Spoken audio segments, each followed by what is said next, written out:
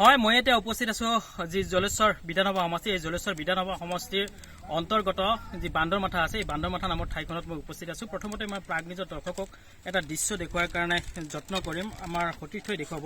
এই আমাৰ প্ৰাগ নিউজৰ দৰ্শকে নিশ্চয় দেখিছে, এয়া এটা ঘাগুৱা নদীৰ এটা ডাঙৰ হাত ইয়াত বৈ গৈছে আৰু এই নদীৰ ওপৰত এখন দলং আছে। এইখন হৈছে এই দলং, বাঁহৰ দলং। এই বাঁহৰ দলংখন কিন্তু স্থানীয় ৰাইজে প্ৰতি বছৰে এনেধৰণৰ জেওৰা দি পেলাই তেওঁলোকে বনাই লয় আৰু বনাই লৈ পেলাই তেওঁলোকে অহা যোৱা কৰে। বিগত বছৰ ধৰি এই অঞ্চলৰ যি ৰাইজ আছে, এই ৰাইজসকলে এনেধৰণতে যোগাযোগ অব্যাহত ৰাখিবলৈ আছে। বিশেষকৈ বহিৰ্জগতৰ লগত তেওঁলোকে যেতিয়া যোগাযোগ কৰিবলগীয়া হয়, তেওঁলোকে কিন্তু এই দলংখনেৰে পাৰাপাৰ হৈ পেলাইহে তেওঁলোকে যোগাযোগ কৰিবলগীয়া হৈ আহিছে।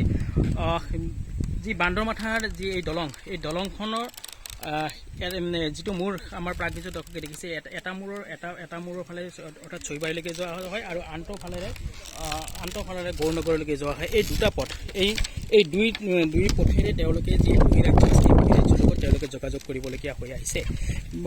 বছৰ ধৰি এই অঞ্চলৰ ৰাইজে এনেধৰণৰ যোগাযোগ কৰিবলগীয়া হোৱাটোৱে আচলতে খুব দুৰ্ভাগ্যজনক এই মুহূৰ্তত। কাৰণ কিয়, এই যি আধুনিক যুগৰ বা আধুনিকতাৰ সময়তে কিন্তু আজিৰ তাৰিখত কিন্তু এনেধৰণৰ বাঁহৰ দেওৰা দি যাতায়াত অব্যাহত ৰাখিবলগীয়া হোৱাটো অত্যন্ত দুখজনক কথা।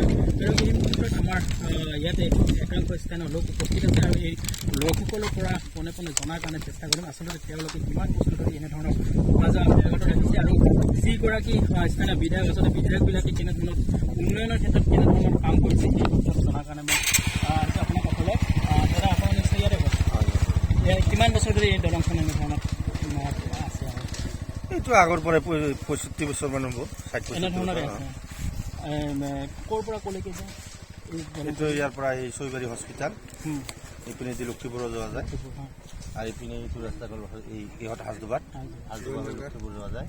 এইটো এটা মানে মূল পথ আৰু যোগাযোগ যেতিয়া বহিৰ্জগতৰ লগত যাব লগা হয়, এই দলংখন পাৰ হৈ যাব লাগে। যিগৰাকী স্থানীয় বিধায়ক, এই স্থানীয় বিধায়কে আচলতে সমষ্টি উন্নয়নৰ ক্ষেত্ৰত গুৰুত্ব দিব লাগে। কিবা গুৰুত্ব দিছে?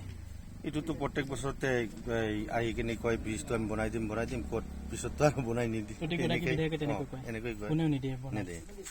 হয়, নিশ্চয়কৈ এটা কথা ক'ব লাগিব যে আচলতে যিগৰাকী বিধায়ক জলেশ্বৰ বিধানসভা সমষ্টিৰ যিগৰাকী বিধায়ক আছে, বৰ্তমানৰ বিধায়ক বা পূৰ্বৰ যিসকল বিধায়ক আছে, প্ৰত্যেকগৰাকী বিধায়কে কিন্তু এওঁলোকক প্ৰতিশ্ৰুতি দি আহিছে। প্ৰতিশ্ৰুতি দিয়াৰ পিছতো কিন্তু এই দলংখন আজিলৈকে কোনো ধৰণৰ মেৰামতি নকৰিলে। আৰু এগৰাকী লোক আছে, তেওঁৰ পৰা জানিব বিচাৰি, তোমাৰ ঘৰ ইয়াতে ঘৰ।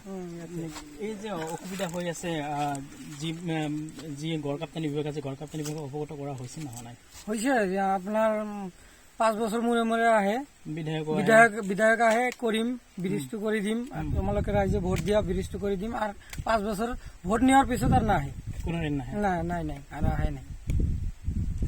বাৰিষা সময়ত কেনেধৰণৰ অহা যোৱা? বাৰিষা সময়তো আপোনাৰ দলংখন থাকে নে নাথাকে? থাকে, ভাঙি যায়। নাৱেৰে পাৰ হয়, খোজকাঢ়ি সাঁতুৰি যাব লাগে। তেনেকৈ পাৰ যেতিয়া ৰাতি, যেতিয়া কিবা এটা অসুবিধা হয়, ধৰক কাৰোবাৰ অসুখ হ'ল বা কিবা এটা সমস্যাৰ সৃষ্টি হ'ল, ৰাতিৰ ভিতৰত যদি কিবা কাৰণত যাব লগা হয়, তেনেকে কি কৰিব? নাই, আমাৰ চাংগাৰি বান্ধি ল'ব লাগে। ইফালেও নাযাব, ইফালেও নাযায়। যথেষ্ট অসুবিধা হৈছে।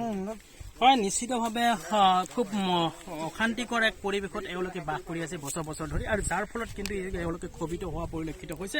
স্থানীয় ৰাইজে যিগৰাকী বিধায়কসকল আছিল জলেশ্বৰ সমষ্টিত, বিগত দিনৰ যিকেইগৰাকী বিধায়ক আছিল, বিধায়কসকলক দাবী উত্থাপন কৰিছিল।